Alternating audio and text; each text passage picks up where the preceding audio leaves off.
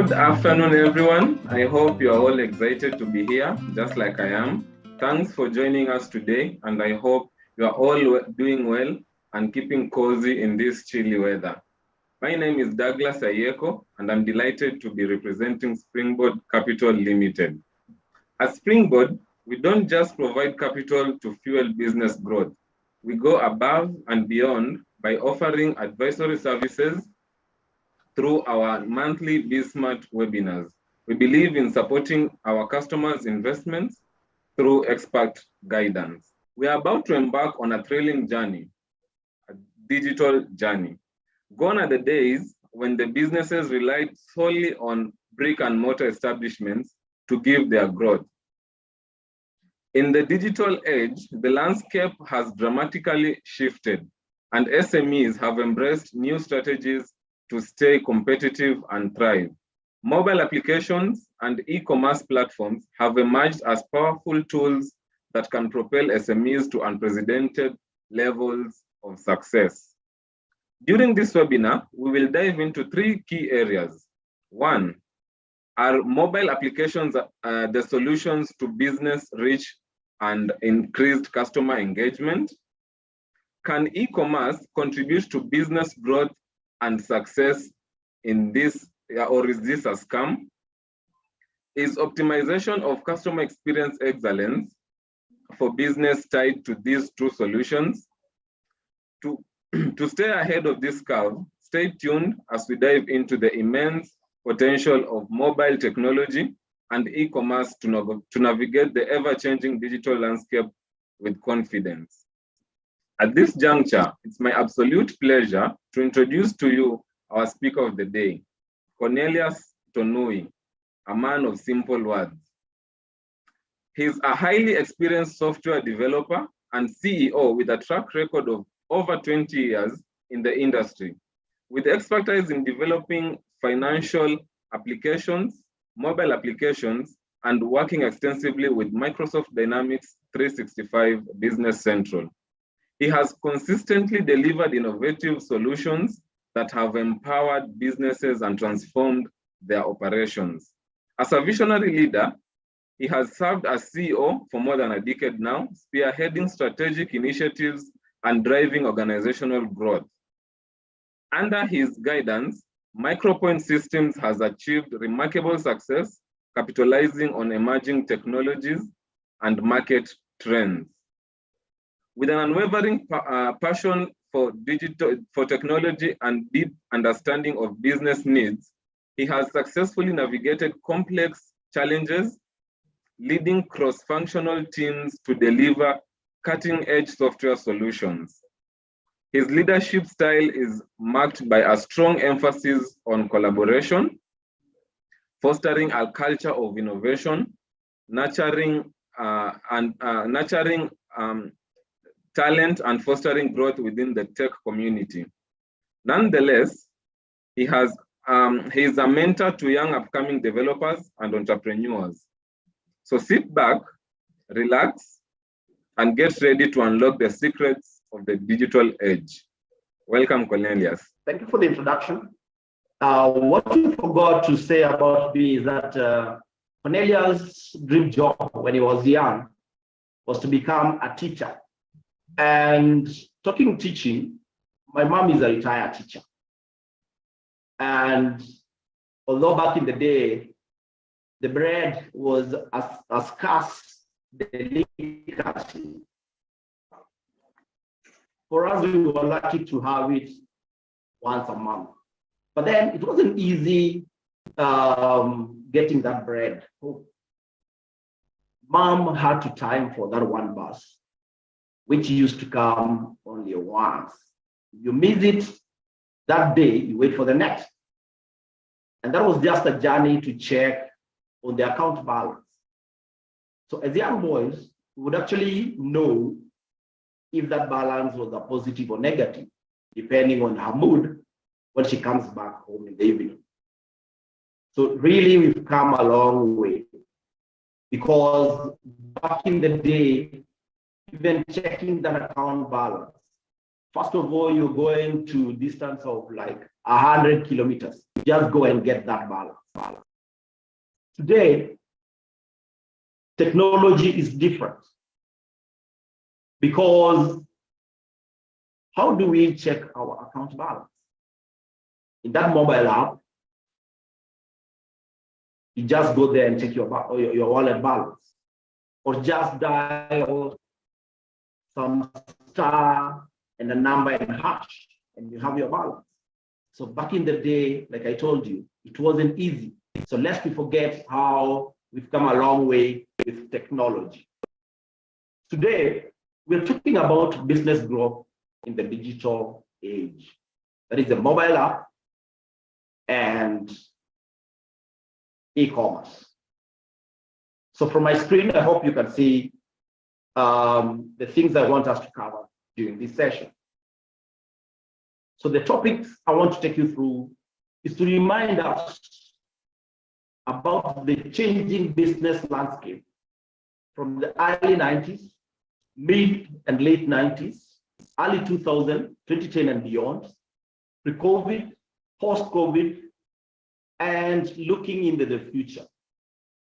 Then we come back to answer the three questions that Douglas was able to take us through. The questions are mobile app solutions good? Is e-commerce, or can e-commerce contribute to business growth and success, or is it a scam? Is optimization of customer experience excellence for business tied to these two solutions? So the journey that I'm going to take you through is going to tell us, or to answer, the three questions that we are trying to answer today. And I'll start by defining brick and mortar, because we are comparing what's happening within the digital age and what happened in the past. So what is brick and mortar? Why would someone call it brick and mortar?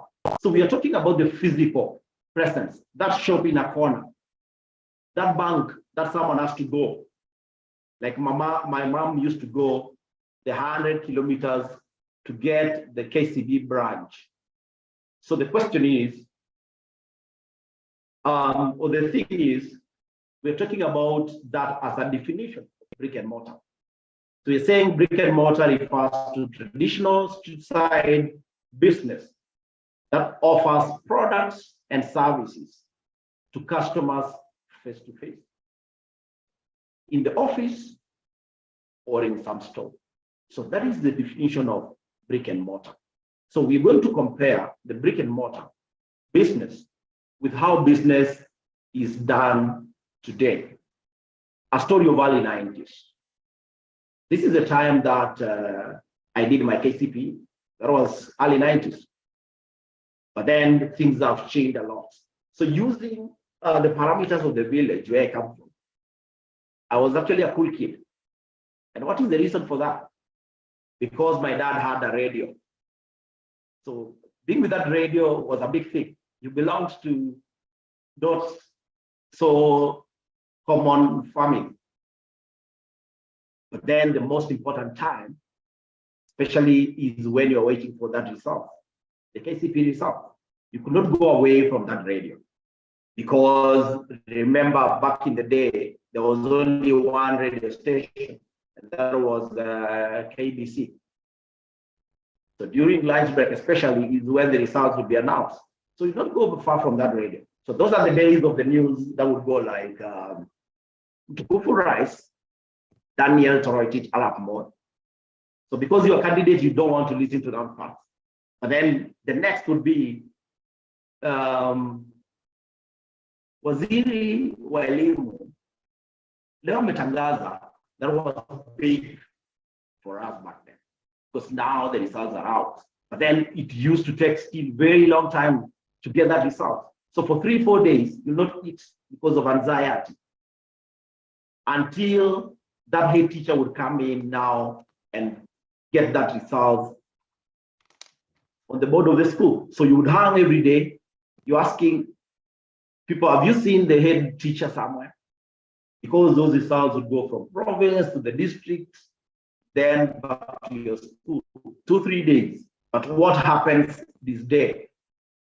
All you have to do is to send that SMS to some code immediately, and the results are out. So that is the journey. Remember, this is a journey of back in those days. These are the advertisements you used to get from that radio. The things like Pika kwa Kimbo, such. But there was one for Dawano. I know the guys of my age know. Dawani Dawano, and so on. Now, so from that story, basically we are talking about how technology has changed. For KCP and KCSE results, just send an SMS with your index number. Pop, you have the result. We are talking about the radio broadcasting. We even know the radio lately. The phone has come in, changed the landscape completely. Things are online. We're talking about advertising. I don't know the last time I had an advert on that old school radio. Does it even exist anyway? So time flies with technology. It feels like just yesterday. These are the high school days, the mid-90s. And this is the time I learned about the circle and lending generally. Remember, I said my mom is a retired teacher. So she belonged to a teacher circle. And for me, I needed to learn to ride that bicycle for me to go and look for guarantors. But then there was no phone even to follow up whether you found someone to go and sign that or not. I remember one day I was taking a form for some teachers to sign as loan guarantors for my school. Then I got there, and the person I'm looking for has gone for a journey. I'm being told it will be 2-3 days before he comes back. But then I had to wait. I know this school fees. So that is how things work. But then again, this is one of the things I have found that have not changed a lot. Because we still sign those papers. Whether in the bank, whether in that circle, in that microfinance, and even guarantors. We have a circle in the office, and the other day, someone was suspecting that there is a forged signature. So this is a story of 90s and even beyond. And I'm thinking in this particular sector, that has not changed much. So the collaterals and securities, yes, the way we are checking, the way we score might have changed. But then more often than not, we still need that physical signature as a security. And what I could basically say would be trust takes time. So what we just looked at in that story is things on financial sector and the guarantor story. I'm saying trust looks like really it takes time because we still need those signatures. I know biometrics have come and replaced a few things, but then again, there's still a lot. I'm talking about communication as well. So remember me with my bicycle. I had to go all the way physically. No one is to follow up. They just know I went. They'll wait for me to come home. 2-3 days, right? So time flies with technology. It feels like just yesterday. Our high school days and after high school. So here we are talking about join admissions board. The selection to the university. When you're selected with the joint admissions board, you have a chance to change the course that you're doing. But then you have to travel all the way to Nairobi University. And with my impatience, I once tried to do that. So I came all the way. But then there was specifics when you're coming to Nairobi. back in the day. First of all, you had to call someone and tell them you're coming to Nairobi, so that they come and wait you at the bus stage. Remember, by the way, this was my third time come to Nairobi, only after 2 other times when we came in high school for tour. But then this day I'm coming to Trace Nairobi University to change my course. I'd been selected to go to Maseno University, and I thought, no, I wanted to come to Nairobi University. But then what happens? Got to Nairobi, it was past 5. The phones would only go through people in the office. Now, what could I do? It was a challenge. That was back in the day. Sounds like many years of the past, but that is just 90s, late 90s for that case. So to cut the story short, I got lost in Nairobi. And that is how I did not change my course and finally went to Maseno University to do computers and maths. So what happens there? There's a lot that have changed in terms of education, transport, communications. We just looked at an image of a booth. I know the guys who are born after 2000, they're wondering, what is this? This is how people used to call. We have what we call reverse call, which I've seen Safaricom has brought back. But then that is how it was. It was physical. There was no mobile phone.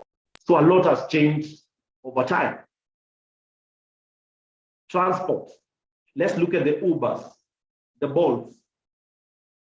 If I came, or if someone came today to Nairobi and they are a stranger, they're looking for Nairobi University, it's so easy. We have the different apps. You just have to say, where are you? You can pick the location. And then where are you going? Going to Nairobi University. And that is it. A cab comes, get there easily. But then back in the day, that was not possible.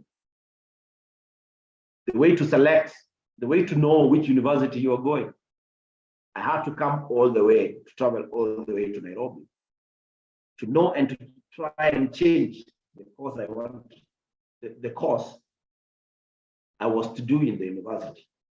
So time flies with technology. It feels like just yesterday. Going to university, I know for those who know, they know. This was like gold back in the day. When you're given higher education loans board, a loan from HELP, from higher education loans board, you had to get a passport because you did not have a bank account. So you go for a post bank account. So first of all, the thing is, you had to go and queue.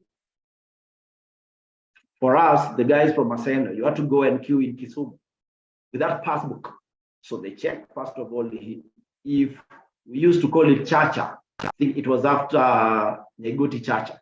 So you have to go and check, is Chacha in?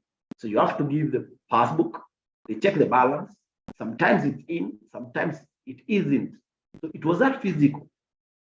So you go queue. Again, queuing had to be physical. What are we talking about when it comes to queuing in the banks lately? The queue management system. Again, I don't have to go all the way to Kisumu to know my balance. There was that help. But that is what we did as students of late 90s in the university. So that is what used to happen. Long queues to get that balance. It's a similar story. It was 10 years later, but the story remained the same of the first story I shared about how mom used to get the balance or to query the balance in her account. It was a day's job, just getting a balance. So that is something on the banking sector and the changes that have come and the notifications that are used today. I know in your account, if there's money, if there's a debit, a credit, whatever transaction that is happening in your account, you will get that notification. There's a withdrawal in your account, there's money in your account. So we've come a long way. time flies with technology. It feels like yesterday. Now, early 2000s and the apps that we built after graduating from the university. Before even the apps that we made back in the day, for me, I had a small stint as a lecturer of computer packages in a college back at home. So someone would ask, what were computer packages? One of the interesting topics or courses in the computer packages world was one that was called keyboarding. So what was keyboarding? Keyboarding was teaching people how to use computer keyboard and to use a mouse. I know some people would imagine, was that even a course? It was. Folks would pay to be shown how to use the keyboard. And some of the topics or lessons there would be the different types of keyboards. There was the QWERTY keyboard, the one that we use starting with QW. So those are the things that I used to teach as a lecturer in college. And people would pay for such. But I wanted to teach today how to use keyboard. I don't know. Guys would think this is a crazy man. But that was the reality of the day. Then come to our first job. My first job. So we used to write a circle solution that was used by a lot of circles, especially here in Nairobi. The big circles, the AFIA circle, this teacher circle, and many others. So we are young employees wanting to code a lot. I know a lot of previous applications which were written in those. The circle system that we built was actually in Windows, not far from what we have today. But then, if someone was to take you through that system today, you would imagine, you would wonder. These are software, because it basically had a small place to capture the customers, their loans, basically, their savings. That was it. If you wanted an accounting system, then you go for another package that is probably downloaded from somewhere, because it wasn't easy to find one. But that is what we did, and that was the business back in the day. And circles, microfinances would appreciate a lot how that system would help them. So for accounting packages, we had to integrate, because the circle standalone system would not do accounts. So you look for another software if a circle really wants now to have one system. If you're talking about a circle that has branches, or that had branches back in the day, it was a challenge. Each and every application, which would even run on flat files, not a database like we know today. So if you want to communicate between branches, then someone would take a file using a floppy diskette. I know a few guys will ask, what was floppy? I'll just request that you Google what floppy disk was. It was the hard disk of the day. The maximum memory was, I think, 1.44 MB. 1.44 again MB. For today's standards, that is too small. But then that is how business was run. People were able to manage branches. People were able to get loans. They were able to balance their books with such applications. So that is what we did back in early 2000s.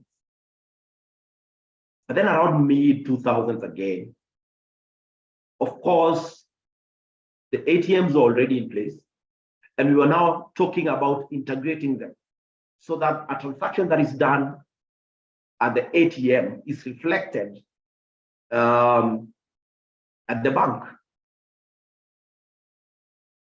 So those are the integrations of mid 2000s. and the banking sector had actually grown. You'd actually go and queue at the ATM to get that money. I know that is not a very old story, and then there was integrations to the ATMs in mid-2000s. So that is something on the banking sector. The standalone applications that we did, and the emergence of integrations to applications, like the accounting system and the ATMs. And for sure, time flies with technology. It feels like just yesterday. Or the time I bought my first car was in 2010. And I had to go to the different bazaars, like we'll still go today. So like me, we know in Nairobi, the Sunday Jamhuri Bazaar. So I had to go there, of course, with friends. We're happy, I want to purchase my first car. But then amazingly, last Sunday, I was relaxed and just going on my phone, Sunday afternoon. I saw something live on TikTok. It was the same old Jamhuri Park. Someone going around with TikTok live, showing the different vehicles and makes that they have. And guys are chatting live and saying, kindly go back. I saw some KDE Subaru, for example. Then someone is asking, so how much is this? So I'm imagining someone is seated somewhere far away and they're looking at that TikTok, checking the vehicles at Jamhuri, chatting with someone, asking for the pricing, probably making decisions here and there. Someone is asking, can I do trading? A friend of mine likes Porsche Cayenne, asking, do you guys have Porsche?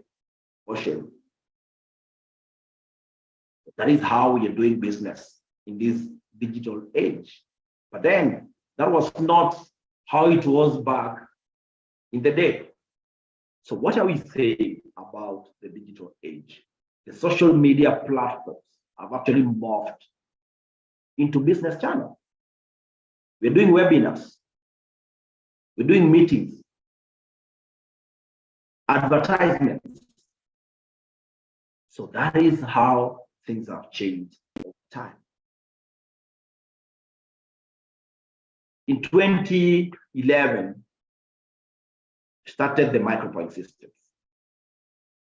And here we did a software called Power Financial. We have many clients, and thanks to them, who still use Power Financials. So Power Financial is a software, an integrated software for that case. That is not like the one that we did in early 2000s. But then Power Financials has integrations, of course, to the ledgers. You can do your final accounts here and there. You can do a few journals here and there. It manages your loan management system or your loan management for your clients. It does manage savings and things like that. So again, that is what we are talking about, the evolution of the technology. Power Financials integrates with a mobile app and has notifications and SMSs. But then again, the SMS story is another interesting story. It wasn't easy as it is today. Someone actually had to use a modem to get that SMS. We wrote applications here and there, complicated applications to get that SMS. It isn't like the way it is today, whereby it's a web API integration, and there someone does business and automation, notification. That is what you would get with Power Financial. So that is the journey of how things happened there and how business has transformed over time. And things were good and everyone was happy. and until COVID happens. So for example, we had a course at the micropoints. After seeing the gap that current graduates come out, sometimes most of them don't write applications. They can't do even simple applications. The assumption is things are easy. They aren't. You still have to put in some hard work. So I had a course whereby I was coaching young guys on how to build software from scratch. It was a physical course. Guys would come to our office and I trained them physically. But then again, COVID happened. So at that time, that is when I decided to take that as an online course, free on YouTube. And like you can see, even today, if you went to YouTube, you can still find these courses. So that is how I spent my COVID days. But then again, there has been emergence of many other things. When it comes to businesses, some businesses took advantage of this. Like me, I took advantage and posted that online. And now I have those courses and such many views. But there are other things like Zoom and other stories. These are things that came as a result of COVID. Meetings. Before COVID, any other meeting, any other demo for your applications had to be physical. And if you told someone, let's meet online, they would think, this guy is serious. I don't think you would get any business by not going to an office physically and doing a demo. But then even during COVID, we were able to do implementations online. Like at Micropoint, we got a client in Mombasa. They did not know we are. They only heard about us. We went online, did a demo. They were happy about our application. We implemented and trained during COVID. We also have a client in Kampala. We did the same online. But I know in as much as we are happy about the online things that happened with technology, hospitality industry cannot share the same happiness. Because again, if I was to go to Mombasa for that implementation for a few days or even months, then it meant good for the hospitality industry. So there are negative effects as well that came up as a result of technology. But then, are we saying with hospitality you are to just shut? I don't think not. Because we've also seen in the hospitality and food industry, people are able to order stuff online and so on. So what are we talking about? Systems became better coming to towards 2010 and after. The better infrastructure, and now branches or systems would be hosted on servers. But then again, large and physical servers. The server rooms and all that. But business became better because the business would run. Someone could manage now their branch as well. There was an emergence of cloud applications here and there. Things were better again, but COVID happened. And now people have to rethink how they do their business. I've talked about hospitality and the challenges and again, opportunities that things like COVID brought. And time flies, guys. With technology, it feels just like yesterday. I talked about Power Financials, a software that is integrated and helps circles and microfinances run their businesses very well and integrated to mobile. But then again, that is not where the client of today, that is not where a microfinance of today, that is not what a bank of today is looking for. You're looking at an ERP. You're asking, I have fixed assets here and I have to depreciate them. I have some stocks that I'm bringing to the office and I have to manage them. I have my clients who call and I want to see them in one place. So we're talking about CRM. I have my staff who need to apply for leave wherever they are. And I approve wherever I am as well as an approver. So we're talking about Dynamics 365 Business Center. I don't know where these guys were when we used to write on these guys. But then again, Microsoft has done a good job. That there's Dynamics 365 that we implement today, upgrade Power Financials, and this is what we are talking about. The system is integrated to the mobile. There's a web, runs on desktop. You can have it on premise, so that means still on your servers, or it can be on the cloud. So it actually means that you can do more business wherever you are. This post-COVID, and you need to manage all these things in one place. You want to have your financials, your supply chain, all in one place. The CRMs, the HR, the mobile app, and if someone wants to query their balance, not only on the mobile loans, but any other balance. I want to check this and that. So that is what we are talking about. That is the evolution. That is where the system are today. The mobile access. I'm doing banking wherever I am. I'm doing bank transfer on mobile.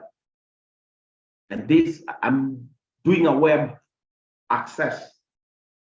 And this is going directly into the system. I'm doing something, needs approval. Then that is what's happening. I don't have to take the whole day to know my balance, like my mom did back in the day. And what are we talking about? So there are emergence and growth in the solution, targeting different sectors. We're talking about an ERP, whereby all your data is in one place. We're talking about data analytics. Told the next billionaires are the guys who want data. The different mobile apps that we have and the scoring, we want to know how much you qualify. So since all this data is in one place, then we need now software. It's beyond just querying your name or your balance in that front office. That's about data and data analysis. It's about making decisions and having systems that help you make decisions on business. If I'm giving out 3-4 products, which one is performing more? Which industry must I target? And basically what we are talking about is we are giving you the technology, or anyone who is interested in technology. What we are looking for is you provide what the client is looking for. You provide solutions for people who have challenges. So we are solving a particular challenge. So time flies with technology. And this is a new reality. That is where we are. I remember last week, the friend I was talking about was looking for a side mirror for his vehicle. And all he had to do was to Google where to get side mirror for his vehicle in Nairobi. You do that today, you'll see the different prices in Kirinyaga listed there. The phone numbers are there. All you have to do is to call them. So you call and they say, yeah. And what happens here? Someone can even bring to where you are. So the logistics business and every other business has improved or has changed over time. Because again, we have to answer the 3 questions. So the verdict will be out depending on the kind of things we are talking about. So that is how the landscape has changed over time. And while at home over the weekend, the kids are playing there, and somehow there's an advert, and you hear them say, "Daddy, can we order from KFC?" Now, And then you are like, I thought I'm closing the week with an M-Pesa balance. But then that is the language they are talking about. So what happens? Is the ordering. Just go online, order from a restaurant. So that is what you are talking about, the business of today. But there's so much that can be talked about when you're talking about how the landscape has changed over time. And we can only look at the future as well. So if we are talking about the different industries, when we talk about the transport sector,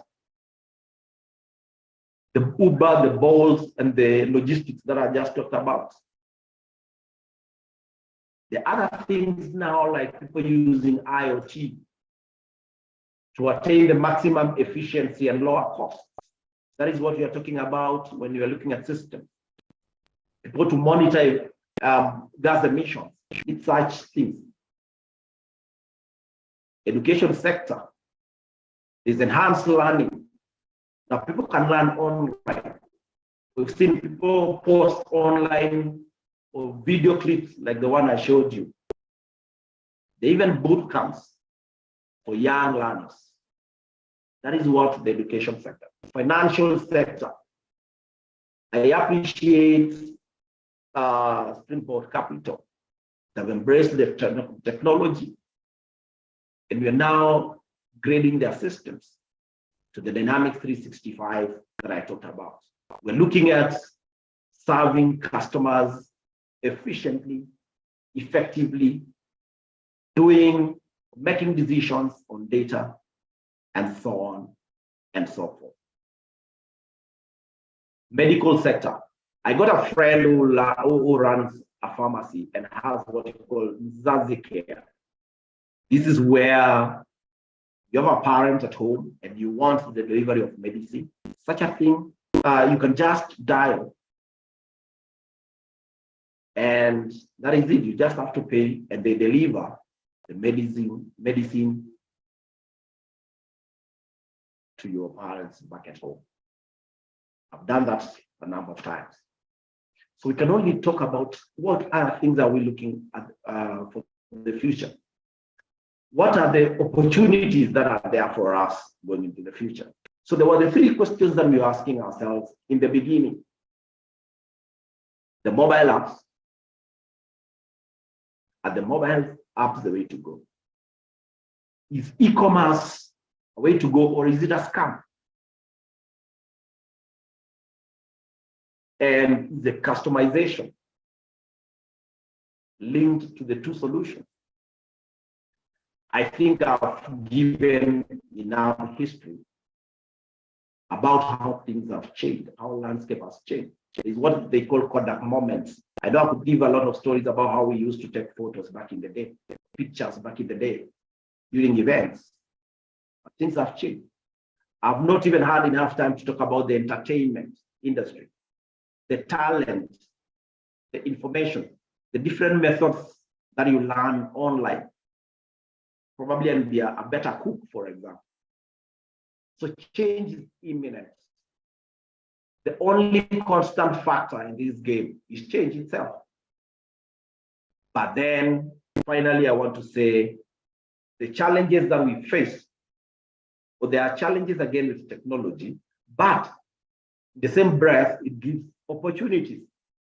We're talking about hacking, like I think it happened yesterday on eCitizen. That is a big opportunity for anyone talking about security. Because now businesses are asking, so where are we? If eCitizen can be hacked, where is our place?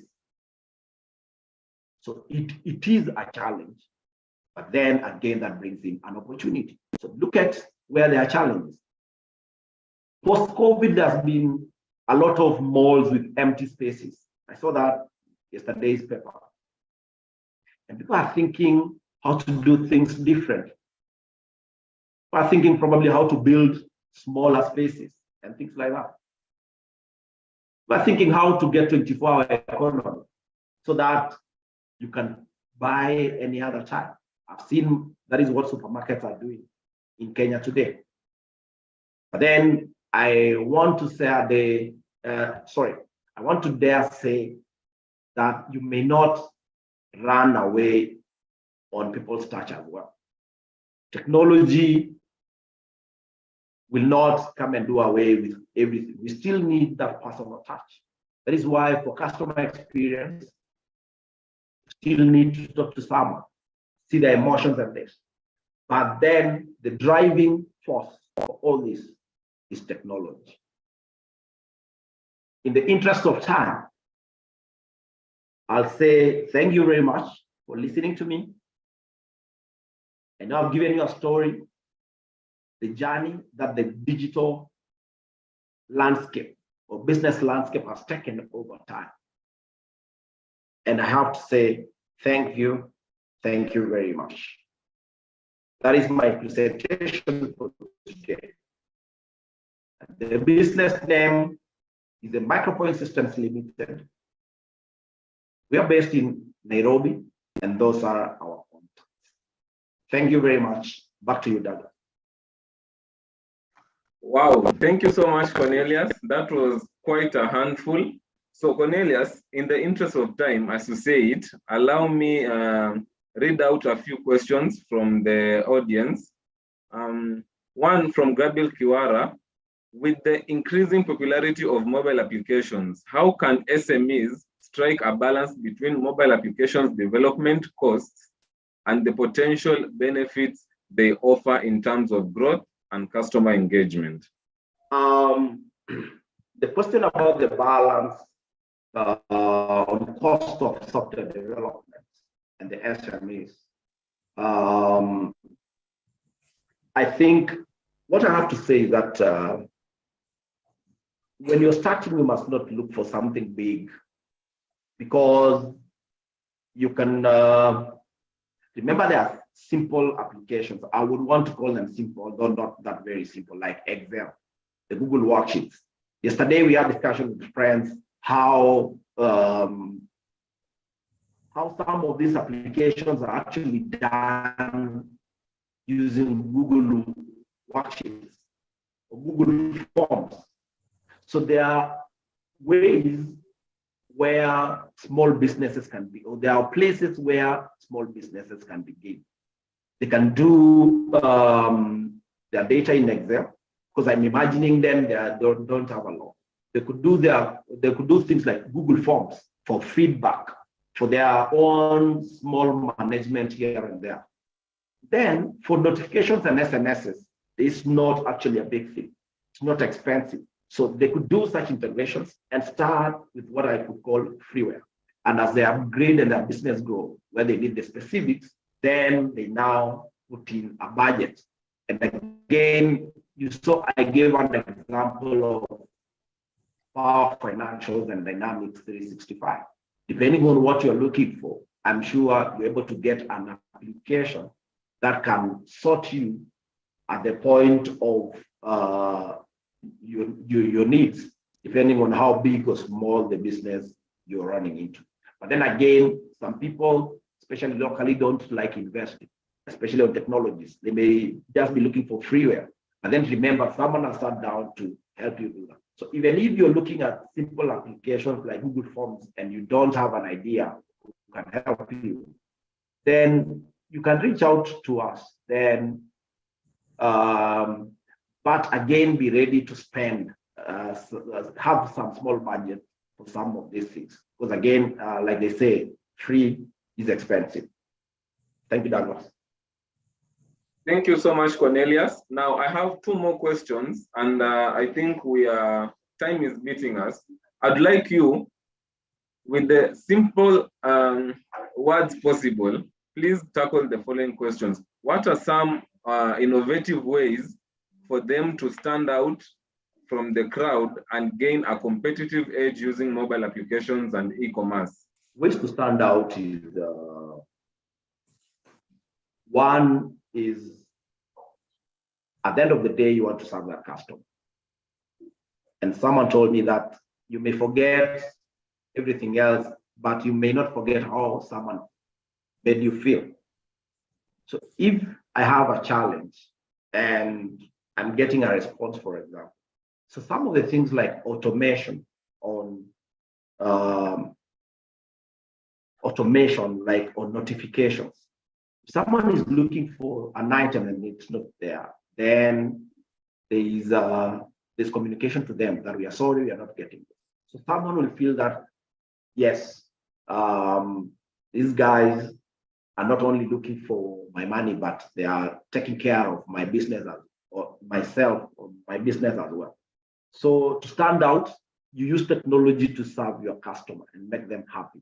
So basically, that is what I would say.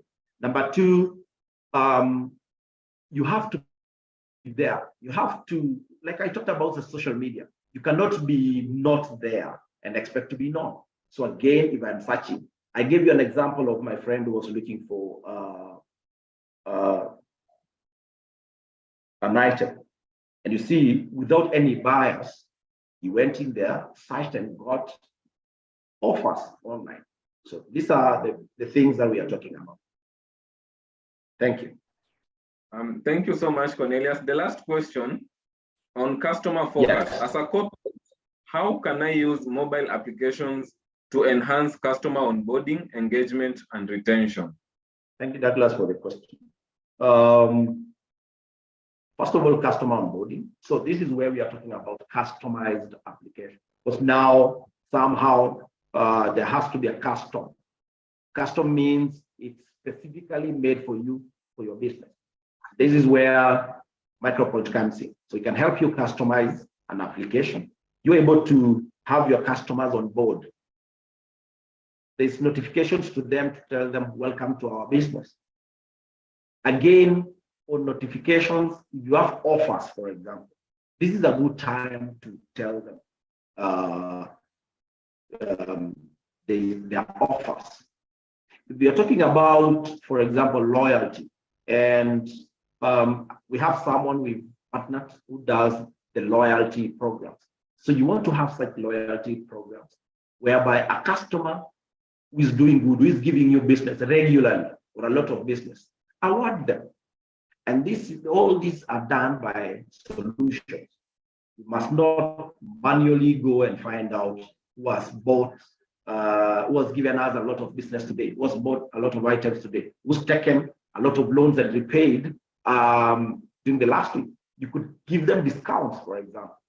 And all those can be done via applications or systems that help you make decisions.